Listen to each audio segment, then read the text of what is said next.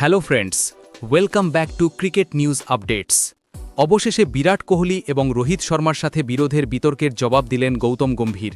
হ্যাঁ বন্ধুরা, তোমাদের সকলের মনে থাকবে যে কিছুদিন আগে এই খবর ছড়িয়ে পড়েছিল যে বিরাট কোহলি এবং রোহিত শর্মার সাথে গৌতম গম্ভীরের কিছুটা বিরোধ আছে এবং ড্রেসিং রুমের পরিবেশ মোটেও ভালো নয়। তাই পরোক্ষভাবে এই বিষয়ে প্রতিক্রিয়া জানিয়ে তিনি এই পোস্ট করেছিলেন। এবং যখন তাকে সাম্প্রতিক এক সাক্ষাৎকারে এই বিষয়ে জিজ্ঞাসা করা হয়েছিল যে সোশ্যাল মিডিয়ায় বারবার তোমাদের দমন করার জন্য এইসব করা হচ্ছে এবং জনসাধারণের দ্বারা তোমাদের নিজেদের খেলোয়াড়দের মুখোমুখি করা হচ্ছে, তাহলে আপনি কিভাবে এই বিষয়টি মোকাবিলা করবে, তখন গৌতম গম্ভীর বলেন, দেখো, আমিও একজন মানুষ এবং আমিও ভুল করতে পারি।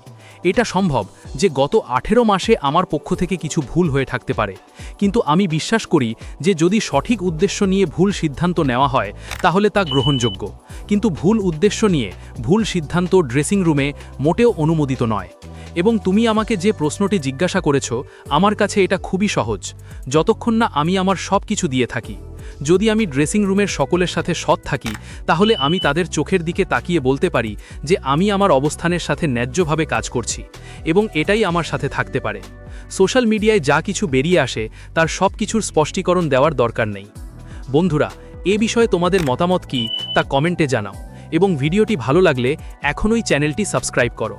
Stay tuned for more cricket news updates only on Crick News. Thank you.